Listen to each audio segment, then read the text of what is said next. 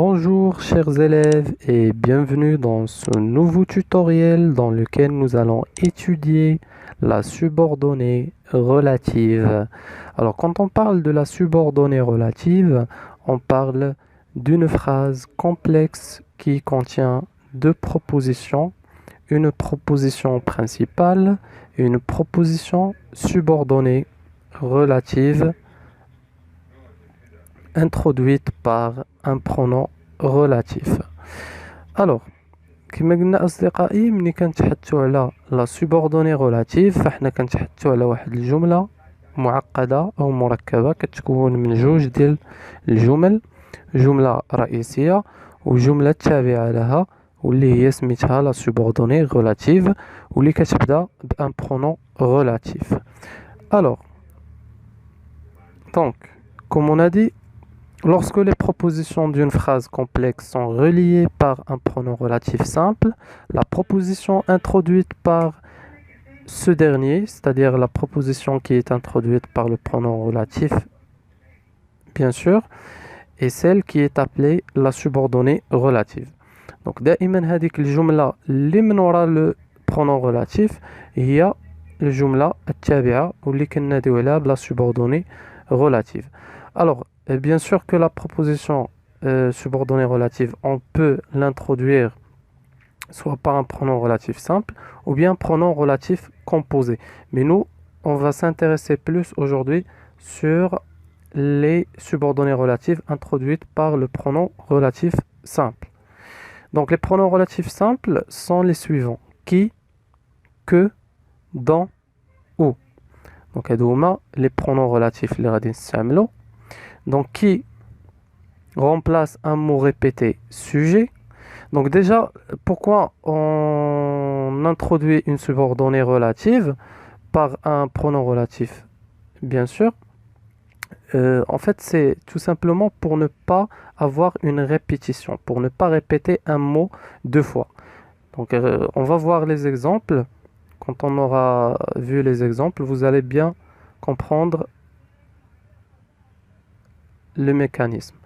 Alors, donc, qui remplace un mot répété sujet, que remplace un mot répété complément d'objet direct, dans remplace un mot qui a la fonction de complément circonstanciel de lieu ou bien complément circonstanciel de temps, ou remplace un mot répété complément d'objet indirect introduit par la préposition de ou bien un complément de nom. Donc, je fais quelques exemples.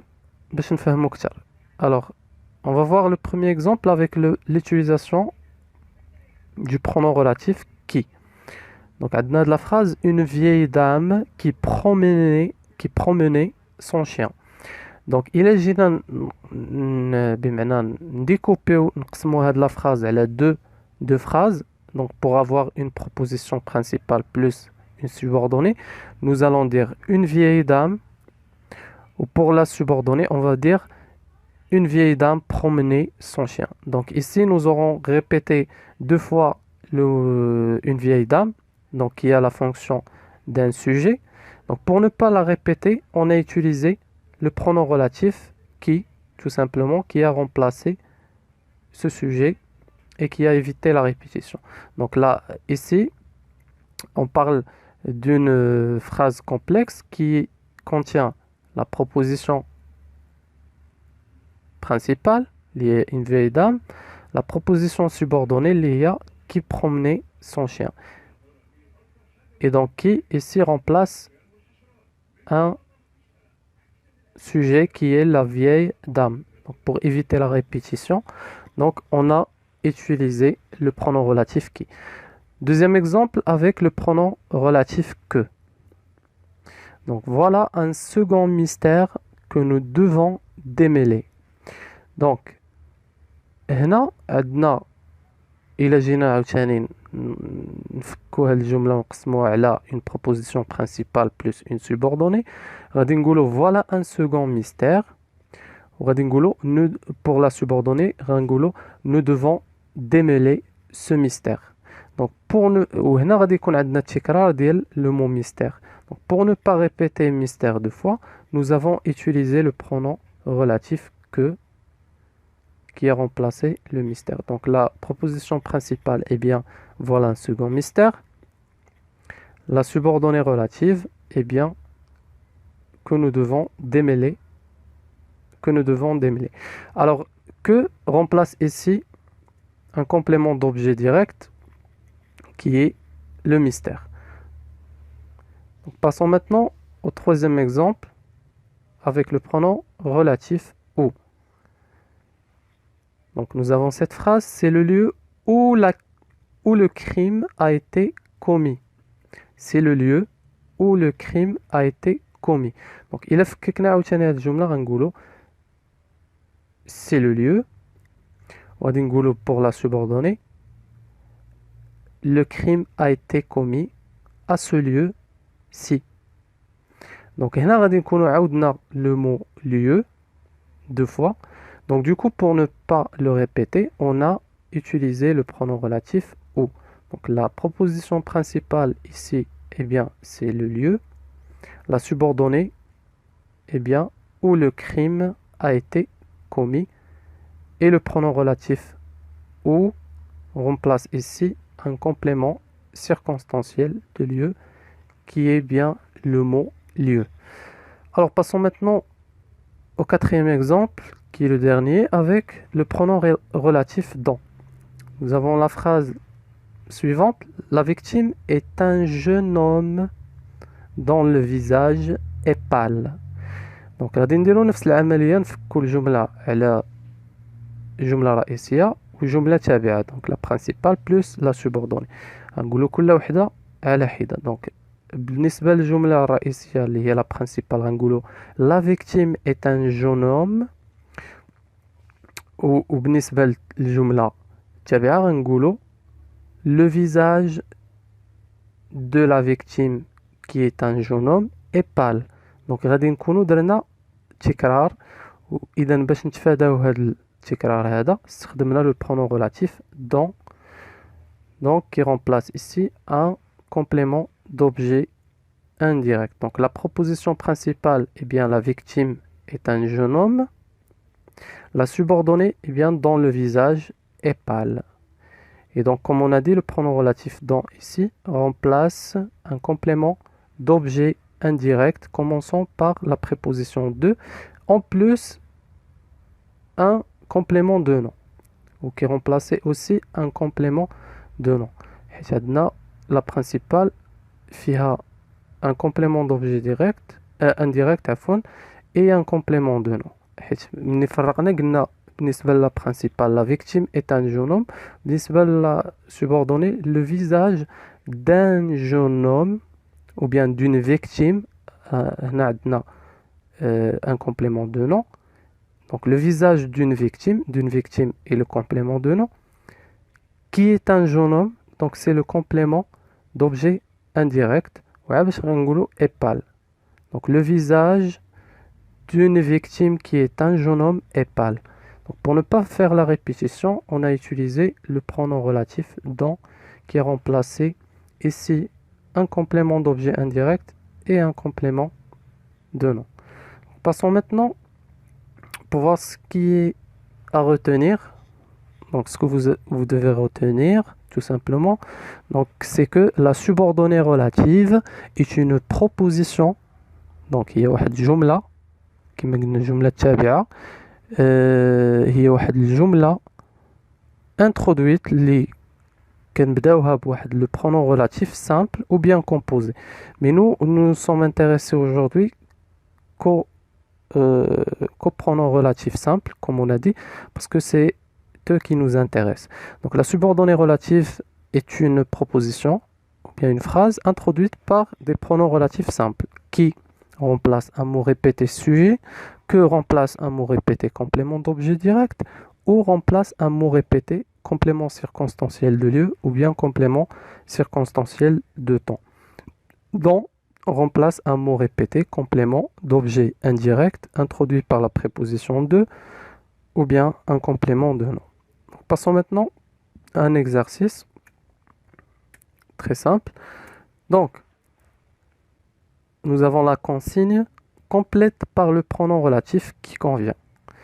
Donc, la maison, je suis né, n'existe plus. Donc, هنا خصنا بمعنى نديرو واحد لو pronom relatif. Donc, شنو هو هاد لو pronom relatif؟ alors باش نعرفو شنو هو لو pronom relatif اللي غادي نستخدمو، غادي نقولو je suis né où. D'accord? Donc, je suis né où, ou bien quelle maison. On peut poser la question quelle maison. Donc, la réponse, c'est la maison où je suis né. Donc, n'existe plus. La proposition principale, il y a la maison. Je suis né n'existe, où je suis né n'existe plus. C'est bien la subordonnée relative. Et où, ici, il a la fonction. Donc, il remplace tout simplement un complément circonstanciel de lieu qui est la maison. Deuxième cas, mes enfants, je vois peu, m'écrivent régulièrement. Mes enfants, je vois peu, m'écrivent régulièrement. Donc, هنايا باش نلقاو le pronom relatif convenable, on va poser la question qu'est-ce que je vois peu et qui m'écrivent régulièrement. Qu'est-ce que je vois peu? Donc là, nous aurons la réponse mes enfants. Et donc, pour ne pas répéter mes enfants deux fois, qui a la fonction d'un complément d'objet direct, nous avons utilisé le pronom relatif que, tout simplement. Donc mes enfants que je vois peu m'écrivent régulièrement. Troisième phrase, la veste, il rêve est hors de prix. Donc là, nous devons poser la question, il rêve de quoi? D'accord? Donc, il rêve de quoi?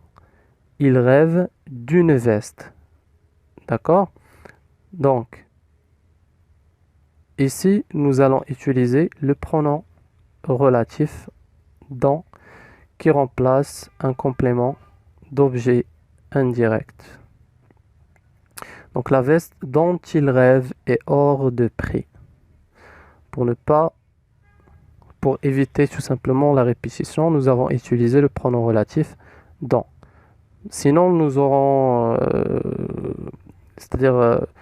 nous aurons dû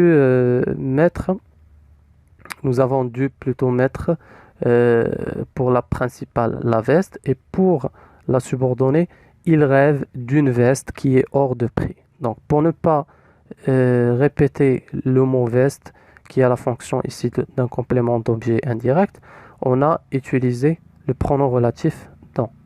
Quatrième phrase, c'est une région qui attire de nombreux touristes. C'est une région, attire de nombreux touristes. Donc là, nous devons poser la question, qu'est-ce qui attire de nombreux touristes? Tout simplement, nous aurons la réponse qui existe déjà sur la proposition principale, qui est c'est une région. Donc là, nous avons utilisé le pronom relatif qui remplace bien sûr un sujet qui est bien la région. Donc pour ne pas répéter, pour ne pas dire c'est une région attire de nombreux touristes. Donc pour ne pas faire la répétition, on a utilisé le pronom relatif qui remplace le sujet, tout simplement. Donc c'était tout par rapport à la leçon ou bien le cours d'aujourd'hui. J'espère qu'il vous a été utile.